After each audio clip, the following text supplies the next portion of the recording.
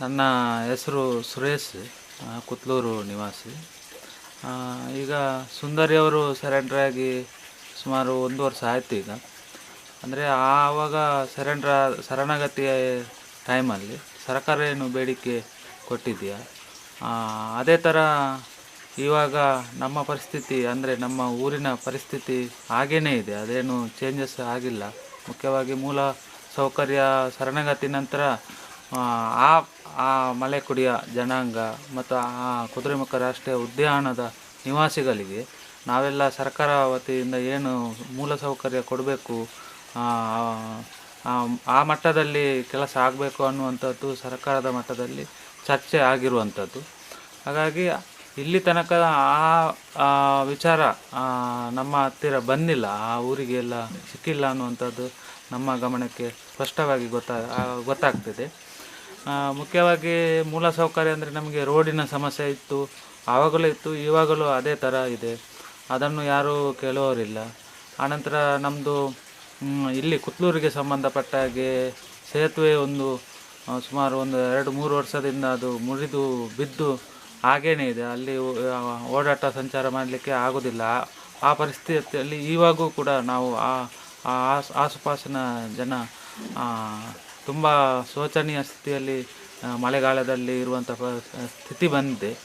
ಹಾಗಾಗಿ ಸರ್ಕಾರ ಮಟ್ಟದಲ್ಲಿ ಏನು 1 ವರ್ಷದ ಮೊದಲು ಏನು ಮೂಲಸೌಕರ್ಯ ಕೊಡ್ತೀವಿ ಅನ್ನುವಂಥದ್ದು ನಮ್ಮ ಊರಿನವರಿಗೆ ಭರವಸೆ ಕೊಟ್ಟಿದೆಯಾ, ಅದು ಭರವಸೆ ಹಾಗೇ ಉಳಿದಿದೆ ಅನ್ನುವಂಥದ್ದು ನಮಗೆ ಈಗ ಸ್ಪಷ್ಟವಾಗಿ ಗೋಚರಿಸ್ತಾ ಇದೆ.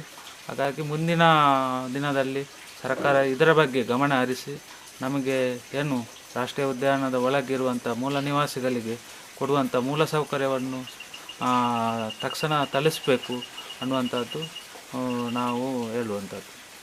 ಅದೇ ಥರ ಕರೆಂಟಿನ ವಿಚಾರದಲ್ಲಿ ಬಂದಾಗ ಸ್ವತಃ ಮುಖ್ಯಮಂತ್ರಿಯವರೇ ಮುತುವರ್ಜಿ ವಹಿಸಿ ಸುಮಾರು ಒಂದು 5-6 ಗ್ರಾಮಕ್ಕೆ ಅವರು ಕರೆಂಟ್ ವ್ಯವಸ್ಥೆ ಮಾಡಿಸಬೇಕು ಅನ್ನುವಂಥದ್ದು ಬಂದಿದೆ.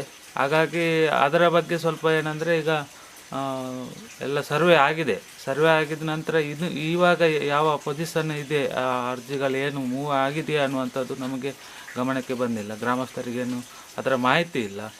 ಅದು ಆಗುತ್ತಾ ಇಲ್ವಾ ಅನ್ನುವಂಥದ್ದು ನಮಗೂ ಸ್ಪಷ್ಟ ಮಾಹಿತಿ ಗೊತ್ತಿಲ್ಲ, ನಮಗೆ ಇನ್ನು ಗೊತ್ತಾಗಿಲ್ಲ. ಹಾಗಾಗಿ ಅದನ್ನು ಕೂಡ ಮುಂದುವರಿಸಬೇಕು ಅನ್ನುವಂಥದ್ದು ನಾವು ಸ್ವತಃ ಮುಖ್ಯಮಂತ್ರಿಯವರಿಗೆ ತಿಳಿಸ್ತಾ ಇದ್ದೀವಿ. ಆದಷ್ಟು ಬೇಗ ಕರೆಂಟಿನ ವ್ಯವಸ್ಥೆ ಮಾಡುವಂಥದ್ದು. ಆನಂತರ ಅದೇ ಮೂಲಸೌಕರ್ಯದಲ್ಲಿ ನಾವು ತುಂಬ ಹಿಂದೆ ಉಳಿದಿದ್ದೇವೆ. ಯಾವಾಗ ಮೊದಲು ಕೂಡ ಹೋರಾಟಕ್ಕಿಂತ ಮೊದಲು ಯಾವ ಥರ ಇದೆಯಾ ಅದೇ ಥರ ಇವಾಗಲೂ ಇದೆ ಅನ್ನುವಂಥದ್ದು ನಮಗೆ ಸರ್ಕಾರದ ಮಟ್ಟದಿಂದ ನಮಗೇನು ಸವಲತ್ತುಗಳು ಸಿಗ್ತಿಲ್ಲ ಅನ್ನುವಂಥದ್ದು ನಮಗೆ ಇದೆ ಇವಾಗ. ಅಂದರೆ ಯಾವುದೇ ಸವಲತ್ತುಗಳು ಕೂಡ ಸಿಗುವುದಿಲ್ಲ. ಭರವಸೆ ಮಾತ್ರ ಉಳಿದಿದೆ ಹೊರತು ನಮಗೆ ಗ್ರಾಮಕ್ಕೆ ಬರುವಂಥದ್ದು ಯಾವುದೇ ಸವಲತ್ತು ಇನ್ನೂ ಕೂಡ ಮುಟ್ಟದೇ ಇರುವಂಥದ್ದು ಅನ್ನುವಂಥದ್ದು ನಮಗೆ ಸ್ಪಷ್ಟವಾಗಿ ಗೋಚರಿಸ್ತಾ ಇದೆ ಅನ್ನುವಂಥದ್ದು ಹೇಳಿ. ಅಂದರೆ ಸುಂದರಿಯವರು ಶರಣಾಗತಿ ಆದ ನಂತರ ನಮಗೆ ಸರ್ಕಾರದ ಮಟ್ಟದಿಂದ ಯಾರೂ ಅಷ್ಟು ಸಂಪರ್ಕ ಮಾಡಿಲ್ಲ. ಅಂದರೆ ನಾವು ಕೂಡ ನಮಗೆ ಸಂಪರ್ಕಕ್ಕೆ ಒಂದು ಸಲ ಹೋಗಿದ್ವಿ ನಾವು ಪರಪ್ಪನ ಅಗ್ರಹಾರಕ್ಕೆ, ಅದು ಭೇಟಿ ಮಾಡಲಿಕ್ಕೆ ಆಗಿಲ್ಲ. ಹಾಗಾಗಿ ನಮಗೆ ಏನಾಗಿದೆ ಅವರದ್ದು ಶರಣಾಗತಿ ನಂತರ ಅದನ್ನು ಯಾವ ಥರ ಕಾನೂನು ಪ್ರೊಸೀಜರ್ ಇದೆ ಅನ್ನುವಂಥದ್ದು ನಮಗೆ ಕುಟುಂಬಕ್ಕೆ ಸರ್ಕಾರದ ಮಟ್ಟದಿಂದ ಏನು ಮಾಹಿತಿ ಕೊಟ್ಟಿಲ್ಲ. ಹಾಗಾಗಿ ಅದನ್ನು ತಕ್ಷಣ ಯಾರು ಶರಣಾಗತಿಯಾಗಿದ್ದಾರೆ ಅವರ ಕೇಸುಗಳನ್ನು ಖುಲಾಸೆ ಮಾಡಿ ಅವರು ಜಾಮೀನು ಮೂಲಕ ಬಿಡುಗಡೆಗೊಳಿಸುವ ಹಾಗೆ ಸರ್ಕಾರ ಜಾಸ್ತಿ ಮುತುವರ್ಜಿ ವಹಿಸಬೇಕು ಅನ್ನುವಂಥದ್ದು ನಮ್ಮ ಕಳಕಳಿಯಿಂದ ವಿನಂತಿ. ಪೊಲೀಸ್ನವರು ಆ ಥರ ಮಾಹಿತಿ ಏನು ಕೊಡುವಂಥದ್ದು ಮಾಡಿಲ್ಲ. ಆನಂತರ ಭೇಟಿ ಕೂಡ ಕೊಟ್ಟಿಲ್ಲ ಯಾರು, ಪೊಲೀಸ್ ಇಲಾಖೆ ಆಗಲಿ ಅಥವಾ ಸರ್ಕಾರದ ಮಟ್ಟದ ಅಧಿಕಾರಿಗಳಾಗಲಿ ಯಾರೂ ಕೂಡ ಈ ಕಡೆ ಬಂದಿಲ್ಲ. ಏನಾಗ್ತಿದೆ ಏನು ಅನ್ನುವಂಥದ್ದು ನಮಗೆ ಕುಟುಂಬದವರಿಗೆ ವಿಚಾರನೂ ಗೊತ್ತಾಗ್ತಿಲ್ಲ. ಹಾಗಾಗಿ ಸರ್ಕಾರದ ಮಟ್ಟದಿಂದ ಅಂದರೆ ಯಾವ ಥರ ಎಲ್ಲಿ ಅಂದರೆ ಕೇಸು ಯಾವ ಥರ ಹೋಗ್ತಿದೆ ಅನ್ನುವಂಥದ್ದು ಕೂಡ ಯಾವುದೇ ಥರದ ಮಾಹಿತಿ ಕೂಡ ನಮಗೆ ಗಮನಕ್ಕೆ ತರ್ತಾ ಇಲ್ಲ ಅನ್ನುವಂಥದ್ದು ಸ್ಪಷ್ಟವಾಗಿದೆ. ಅದೇ ಆವತ್ತೇ ಒಂದು ವರ್ಷದ ಮೊದಲು ಮಾತ್ರ ನಮ್ಮ ಗಮನಕ್ಕೆ ಬಂದಿರುವಂಥ ಸರ್ಕಾರ ಭರವಸೆ ಕೊಟ್ಟಿರುವಂಥದ್ದು. ಆನಂತರ ಯಾವುದೇ ಅಧಿಕಾರಿಗಳು ಇಲ್ಲಿ ಬಂದು ಅದೇ ಕರೆಂಟ್ ಒಂದು ಬಿಟ್ಟು, ಅಂದರೆ ಕರೆಂಟಿದ್ದು ಸರ್ವೆ ಒಂದು ಆಗಿದೆ ಹೊರತು ಆನಂತರ ಪ್ರೊಸೀಜರ್ ಯಾವುದೂ ಕೂಡ ಈ ಗ್ರಾಮಕ್ಕೆ ಬಂದಿಲ್ಲ ಅಥವಾ ಬೇರೆ ಗ್ರಾಮಕ್ಕೂ ಕೂಡ ಬಂದಿಲ್ಲ. ಅಂದರೆ ಸರ್ಕಾರದ ಮಟ್ಟದ ಯಾವುದೇ ಅಧಿಕಾರಿಗಳಿಗೂ ಕೂಡ ಇಲ್ಲಿ ಮೂಲಸೌಕರ್ಯದ ಬಗ್ಗೆ ಗಮನ ಹರಿಸ್ತಾ ಇಲ್ಲ. ಅಂದರೆ ಯಾವಾಗ ಭರವಸೆ ಕೊಟ್ಟಿದೆಯೋ ಆ ಭರವಸೆ ಮಾತ್ರ ಸರ್ಕಾರದ ಮಟ್ಟದಲ್ಲಿ ಭರವಸೆ ಯಾವಾಗ ಫಸ್ಟಿಗೆ ಶರಣಾಗತಿ ಸಂದರ್ಭದಲ್ಲಿ ಕೊಟ್ಟಿದ್ದಾರೆ, ಅದೇ ಥರ ಅದು ಯಾವುದೇ ಮೂವ್ ಆಗಿಲ್ಲ ಅನ್ನುವಂಥದ್ದು ಸ್ಪಷ್ಟವಾಗಿ ನಮಗೆ ಗೊತ್ತಾಗ್ತಿದೆ. ಊರಿನವರು ಈಗ ಅಂದರೆ ಸುಂದರಿಯವರು ಶರಣಾಗತಿ ಅಂದರೆ 1 ವರ್ಷದೊಳಗೆ ಬಿಡ್ಬೋದು. ಅಂದರೆ ಸರ್ಕಾರ ಆ ಮಟ್ಟದಲ್ಲಿ ತುಂಬ ಮುತುವರ್ಜಿ ವಹಿಸಿ ಶರಣಾಗತಿ ಮಾಡಿಸಿರುವಂಥದ್ದು. ಹಾಗಾಗಿ ಅದು ಸುಮಾರು 1 ವರ್ಷ ಅದ ಮೊದಲು ಎಲ್ಲ ಪ್ರಕ್ರಿಯೆ ಆಗ್ಬೋದು ಅನ್ನುವಂಥದ್ದು ಊರಿನವರ ಕಾತುರ ಇತ್ತು. ಆ ಥರ ಏನೂ ಆಗಿಲ್ಲ ಈಗ. ಅಂದರೆ ಅದು ಯಾವ ಥರ ಅನ್ನುವಂಥದ್ದು ಊರಿನವರಿಗೆ ಗೊತ್ತಿಲ್ಲ ಫಸ್ಟ್, ಆನಂತರ ಕುಟುಂಬದವರಿಗೂ ಅದರ ಮಾಹಿತಿ ಸರ್ಕಾರ ಕೊಟ್ಟಿಲ್ಲದೇ ಇರುವುದರಿಂದ ಅದು ಯಾವ ಥರ ಆಗ್ತಾಯಿದೆ, ಪ್ರೊಸೀಜರ್ ಯಾವ ಥರ ಆಗ್ತಿದೆ ಅನ್ನುವಂಥದ್ದು ಯಾರಿಗೂ ಗೊತ್ತಿಲ್ಲ. ಹಾಗಾಗಿ ಅದನ್ನು ಸರ್ಕಾರ ಮಟ್ಟದಲ್ಲಿ ಮುಂದಕ್ಕೆ ಅಂದರೆ ಅವರು ಯಾವಾಗ ಬಿಡುಗಡೆ ಆಗ್ತಾರೆ ಅನ್ನುವಂಥದ್ದು ನಾವು ಕುಟುಂಬದವರಿಗೆ ಮತ್ತು ಗ್ರಾಮಸ್ಥರಿಗೆ ತುಂಬ ಕಾತುರದಿಂದ ಕಾಯ್ತಾ ಇದ್ದಾರೆ. ಹಾಗಾಗಿ ಸರ್ಕಾರದ ಮಟ್ಟದಲ್ಲಿ ಅವರ ಏನು ಬೇಲ್ ಸಿಗುವ ಹಾಗೆ ಅಥವಾ ಕೇಸುಗಳನ್ನು ತಕ್ಷಣ ಅವರನ್ನು ರಿಲೀಸ್ ಮಾಡುವ ಹಾಗೆ, ಅಂದರೆ ಅವರು ಊರಿನಲ್ಲೇ ಪ್ರಜಾಸತ್ತಾತ್ಮಕ ರೀತಿಯಲ್ಲಿ ಅವರಿಗೆ ಒಂದು ಬದುಕಲಿಕ್ಕೆ ಅವಕಾಶ ಕೊಡಬೇಕು ಅನ್ನುವಂಥದ್ದು ಸರ್ಕಾರಕ್ಕೆ ಈ ಥರ ಮನವಿ ಮಾಡಿ ಕೊಡ್ತಾ ಇದ್ದೀವಿ ನಾವು.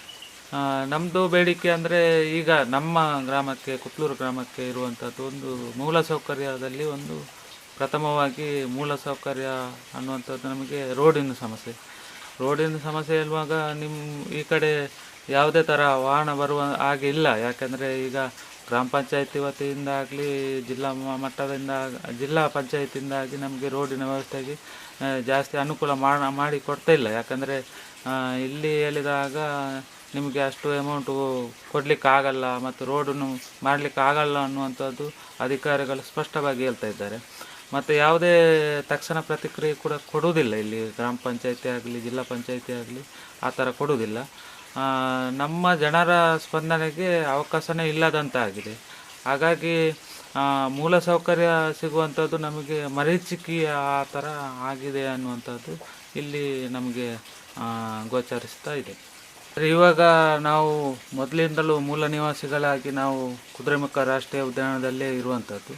ಹಾಗಾಗಿ ಮೊದಲು ಕೂಡ ನಮಗೆ ಈ ಕಾಡು ಪ್ರಾಣಿಗಳ ಹಾವಳಿ ಇರುವಂಥದ್ದು ನಮಗೆ ಏನು ಅಷ್ಟು ಇಲ್ಲ. ಅಂದರೆ ಇಲ್ಲಿ ಕಾಡಿನ ಒಳಗೆ ಇರುವಂಥ ಕುಟುಂಬಗಳನ್ನು ಇರುವಂಥದ್ದು ನಾವೇ. ಹಾಗಾಗಿ ನಮಗೇನೆ ಅಷ್ಟು ತೊಂದರೆ ಇಲ್ಲ ಇಲ್ಲಿ, ಯಾವುದು ಪ್ರಾಣಿಗಳದ್ದು ತೊಂದರೆ ಇಲ್ಲ.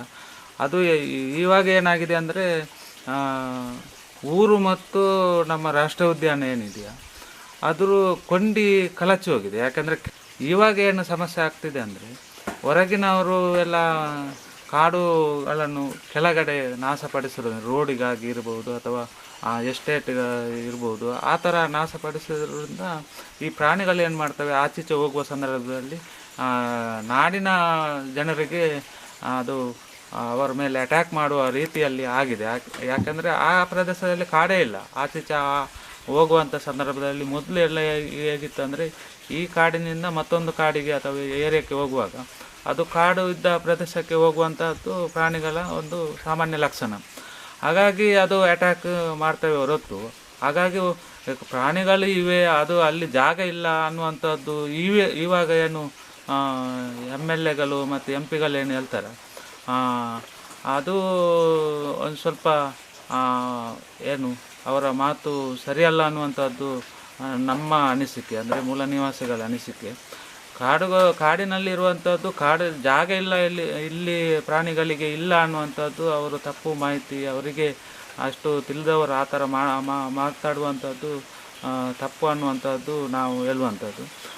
ಅಲ್ಲಿ ಜಾಗ ಇಲ್ಲ ಅನ್ನುವಂಥದ್ದು ಮತ್ತು ಪ್ರಾಣಿಗಳಿಗೆ ತೊಂದರೆ ಆಗ್ತಿದೆ, ಅಲ್ಲಿ ಮೂಲ ನಿವಾಸಿಗಳನ್ನು ಒಕ್ಕಲೆಬ್ಬಿಸಿದರೆ ಸರಿಯಾಗುವಂಥದ್ದು ಅಂತ ಪರಿಹಾರ, ಅದು ಪರಿಹಾರನೇ ಅಲ್ಲ. ಯಾಕೆಂದರೆ ಅದು ಮೊದಲು ಕೂಡ ಪ್ರಾಣಿಗಳಿತ್ತು, ಜನರಿದ್ದರು, ಈ ಕಡೆ ಜನ ಎಲ್ಲ ಇದ್ದರು, ಏನು ಅಟ್ಯಾಕ್ ಏನು ಆಗ್ತಿರಲಿಲ್ಲ. ಇವಾಗ ಏನಾಗಿದೆ ಅಂದರೆ ಪ್ರಾಣಿಗಳು ಕೆಳಗಡೆ ಹೋಗುವಾಗ ಜನರಿಗೆ ಅಟ್ಯಾಕ್ ಮಾಡಿ ಇದಾಗ ಇಲ್ಲಿಯವರನ್ನು ಒಕ್ಕಲೆಬ್ಬಿಸುವಂಥದ್ದು ಸರಿಯಾದ ಸಮಂಜಸವಾದ ಮಾತು ಅಲ್ಲ ಅನ್ನುವಂಥದ್ದು. ಮತ್ತೊಂದು ಮೂಲತಃ ಇಲ್ಲೇ ಇರುವಂಥದ್ದು, ಯಾಕೆಂದರೆ ನಾವು ಒಕ್ಕಲೆಯುವಂಥದ್ದು ಯಾವುದೇ ಸಂದರ್ಭದಲ್ಲೂ ಹೋಗೋದೇ ಇಲ್ಲ. ಯಾಕೆಂದರೆ ಮೊದಲು ಕೂಡ ನಾವು ಅದೇ ಮಾತು ಹೇಳಿರುವಂಥದ್ದು, ಇವಾಗಲೂ ಕೂಡ ಅದೇ ಥರ ಹೇಳುವಂಥದ್ದು.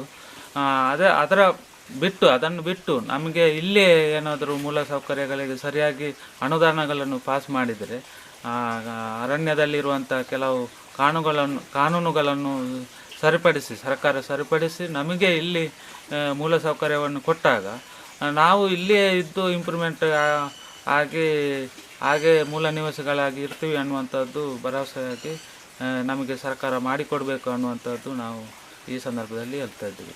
ನಂತರ ಒಕ್ಕಲೆಯುವಂಥದ್ದು ಬಹಳ ಕಡಿಮೆ ಇದೆ. ಸುಮಾರು ಒಂದು ಬೆರಳಿನಿಕೆ 10 ಕುಟುಂಬ ಇರ್ಬೋದು ಹೊರತು ಅದನ್ನೇ ದೊಡ್ಡದಾಗಿ ಇದನ್ನು ಮಾಡಿ ಈಗ ರಾಷ್ಟ್ರೀಯ ಉದ್ಯಾನದಿಂದ ಒಕ್ಕಲೆಯಿಸುವ ಹಾಗೆ ಮಾಡಬಾರ್ದು.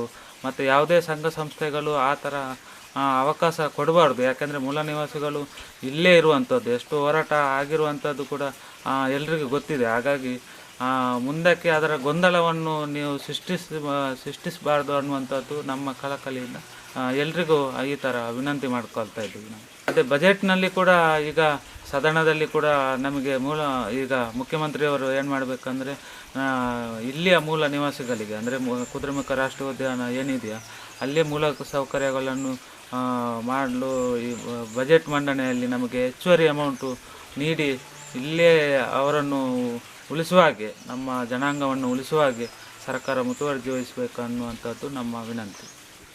ಸುಂದರಿ ಅವರು ಶರಣಾಗಿದ್ದಾರೆ. ಹಾಗಾಗಿ ಮೊದಲೆಲ್ಲ ಅಧಿಕಾರಿನವರು ಇಲ್ಲೇ ಬಂದು ನೀವುಗೆ ಏನೋ ಸವಲತ್ತುಗಳು ಬೇಕು ಹಾಗಾಗಿ ಕೇಳ್ತಿದ್ರು ಅವರು ಶರಣಾಗಬೇಕಂತ. ಈಗ ಅದನ್ನು ಯಾರು ಕೇಳುವಂಥದ್ದಿಲ್ಲ. ನಾವು ಈಗ ಹೇಳ್ತಾರೆ ನೀವು ಇಲ್ಲಿಂದ ಒಕ್ಕಲು ಹೇಳ್ಬೇಕು ಅಂತ. ಯಾವ ಹಕ್ಕು ಇದೆ ಇಲ್ಲಿ ಅದನ್ನು ಕೊಡಬೇಕಾಗಿ ಕೇಳ್ಕೊಳ್ತೀವಿ. ಸುಂದರಿ ಅವರನ್ನು ಬೇಗ ಬಿಡುಗಡೆ ಮಾಡಬೇಕು. ಮತ್ತು ಅಧಿಕಾರಿನವರು ಆವಾಗ ಹೇಳ್ತಿದ್ರು ಅವರನ್ನು 1 ವರ್ಷದೊಳಗೆ ಬಿಡುಗಡೆ ಮಾಡ್ತೀವಿ ಅಂತ. ಹಾಗಾಗಿ ಅವರು ಶರಣಾಗಿ ಕೂಡ 1 ವರ್ಷ ಆಯಿತು. ಹಾಗಾಗಿ ಅವರನ್ನು ಬೇಗ ಬಿಡುಗಡೆಯಾಗಿ ಮಾಡಬೇಕಾಗಿ ಕೇಳ್ಕೊಳ್ತೀನಿ.